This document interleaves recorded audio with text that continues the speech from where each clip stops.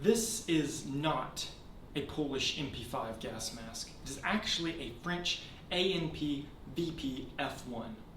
You see, the Polish MP5 was actually a licensed copy of this mask, and the differences between the two, while they do exist, are fairly subtle.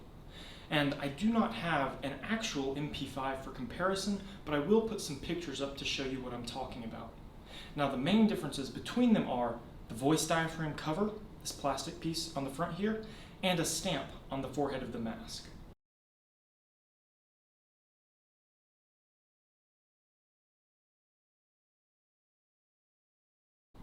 Now, because in my original video I did misidentify this mask, we're going to go ahead and take another close-up look at it and go over its features, and I'll show you the parts that I'm talking about. So here's the mask in the bag, and again, this is the French ANP-VP F1. Now, one of the reasons so many people, including myself, misidentify these masks are because nearly all dealers, surplus dealers, call these the MP5, and it's because the differences are so subtle, the average person is just not really going to notice. So let's take a look at the mask in the bag. So here's our bag, and it's just a basic rubberized canvas material. You'll have a large center pocket for storing the mask, then two side pockets. On the back, we have your attachment loops, and a little belt that runs around the bottom of the bag. So if we take a look at the front of the mask, you can see the voice diaphragm, and again, this cover is what is one of the principal differences between this mask and the MP5. On the right side of the mask, we have a covered hole, which is where the straw goes if you need to drink through a special water bottle while you're wearing the mask. On the left side, your exhale valve, and on the front, your standard 40mm threads for your 40mm threaded filter. This is a pretty standard, basic, simple nuclear biological chemical filter. Has two plugs on the top and bottom that you'll obviously want to remove before donning the mask. Now, if we look at the top of the mask, and again, this is where more markings would be on the Polish mask. The only one you see up here on this one is the number 1.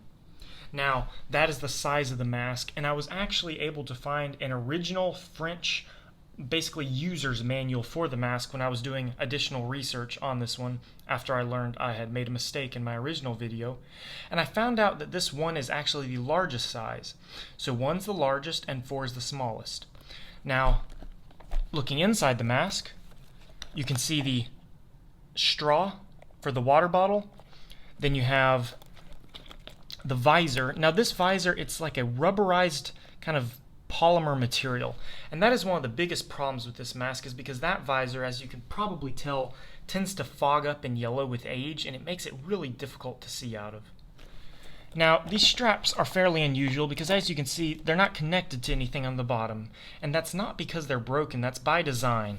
You have these hooks right here and here, and basically what that means is you can have the mask pre-adjusted to the optimal fit for you, put it on your face and just wrap the straps around the back of your head and clip them using the clips on the harness right into there. So it's really easy to don this mask.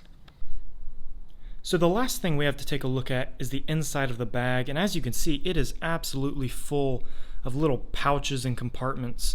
You can see it's got a big one on the back of the bag, two little ones in front of that, and then again another big one on the bottom of the lid, and then two smaller ones in front of that. And I was really hoping when I found that owner's manual that it would show what was supposed to go in these, but it didn't have anything about that, and I'd assume it was probably just some cleaning accessories, maybe some wipes for the lenses, and perhaps that manual itself would have gone in this top compartment. Lastly, I'd like to thank everyone who pointed out my mistake in the original video, especially Gas Mask Collector Review.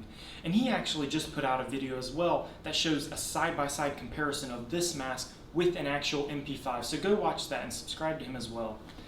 Now, I'm trying to kind of mix up my filming style a little bit, get some more angles, and try to make the videos less boring overall. And I put out about 1 a week as often as I can. So thanks for watching, and consider subscribing and leaving a like. Thank you.